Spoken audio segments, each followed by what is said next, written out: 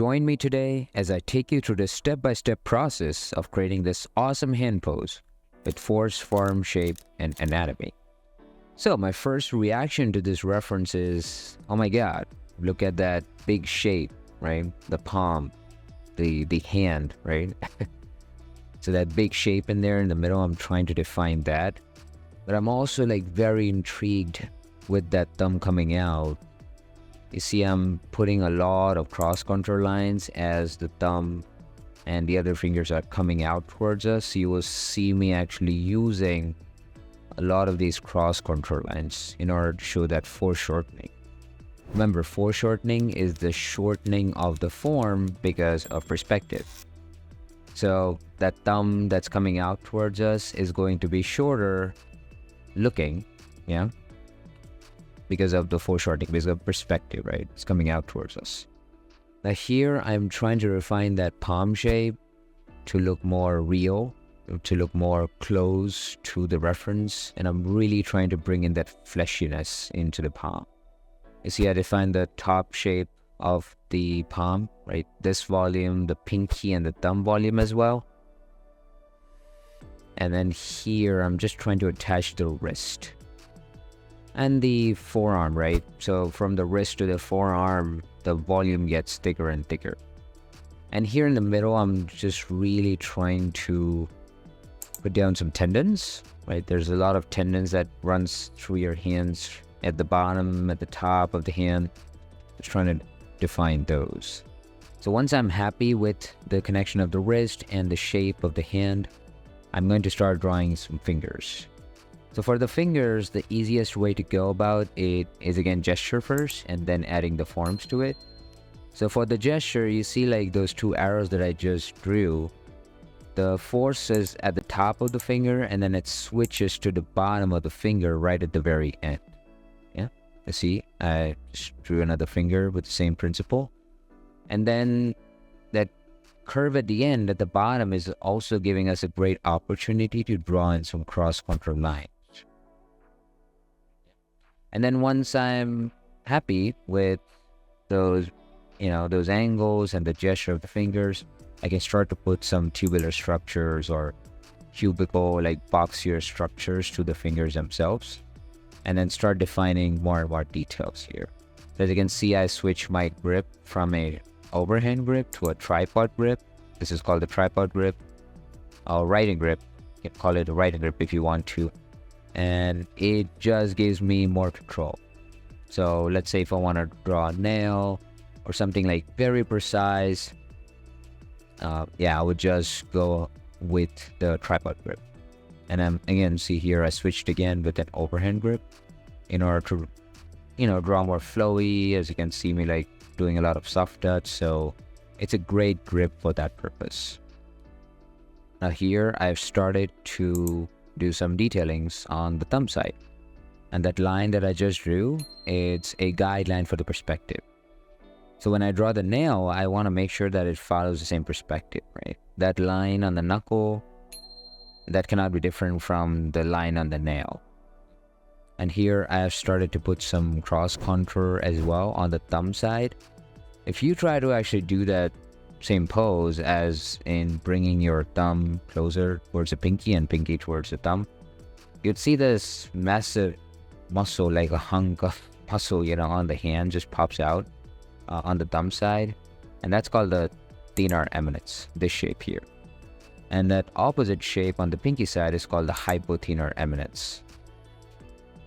So those are like the very big, like volumetric shapes on the hands, and that is used to define volumes and even like a lot of flow, as you will see like later in the process. The base for me for all the fingers have been set. Not for all the fingers, but definitely the pinky, the ring finger, and the thumb. Yeah, I'll draw the other fingers later, but I'm really trying to focus on this central part. I'm trying to focus on the volumes and making sure that as the fingers are moving in these separate directions, the skin is getting pulled towards the right direction. It is getting like good enough stress, and my line is actually able to show that. That's what I'm like really cared about at this point. and defining some shapes at the bottom. This section that I just drew is called the hand butt. But yeah, you don't want to like clump it like too tight. See the hypothenar eminence and the thenar eminence like too tight. I'm just keeping it a little loose. And you see here with the line at the top, I just defined that volume at the top. So these are the 3 volumes of the palm, remember? The thenar eminence, the hypothenar eminence, and this volume at the top. So it's not a muscle, it's all fat. Yeah?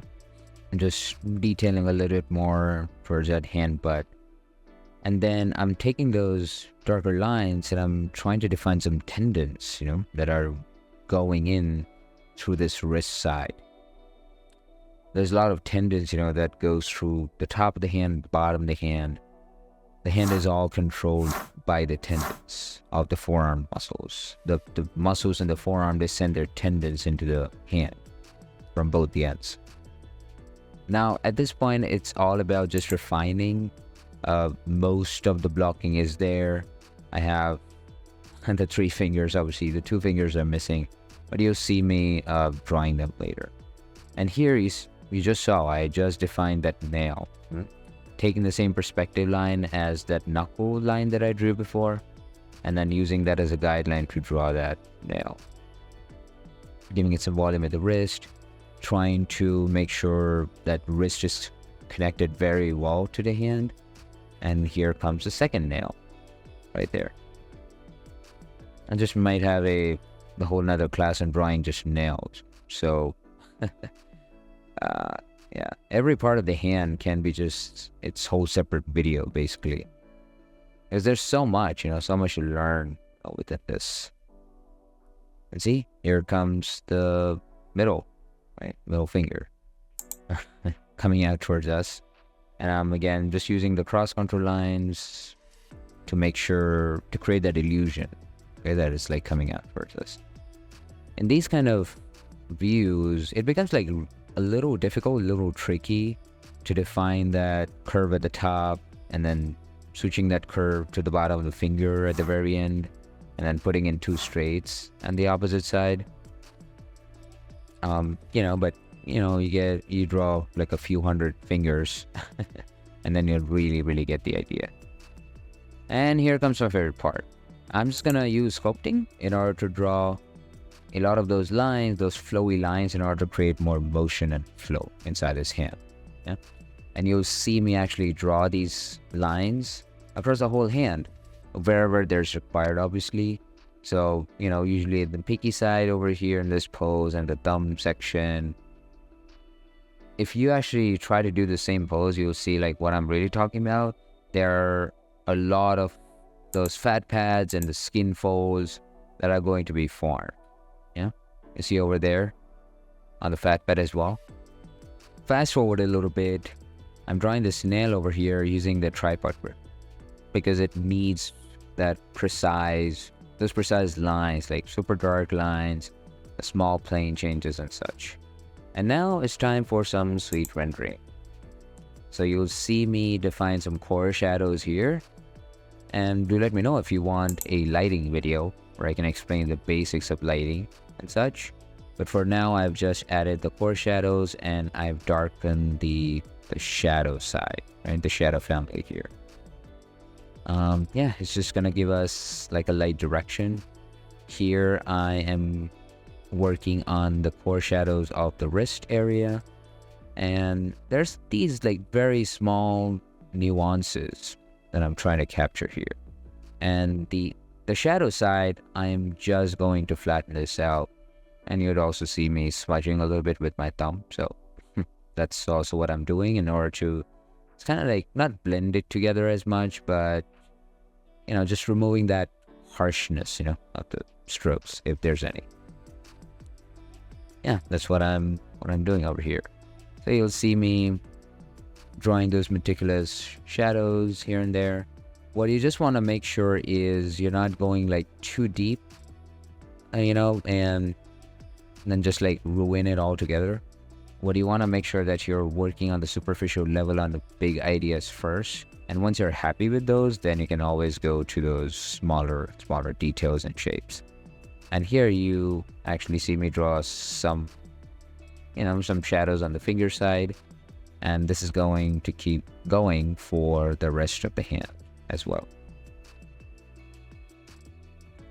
All right, after a little bit of tweaking, this is the final result. In total, this is a 13-minute demo. Hopefully you've enjoyed so far. If you want to become a professional and you don't know where to start from, head over to our website, drawingforce.com. We've got one-on-one mentorships, memberships, courses, brushbacks, our very own lush Discord community, and so much more. With that said, I'm Ritin Jabbar signing off. I'll see you soon in the next video. Bye guys. Peace out.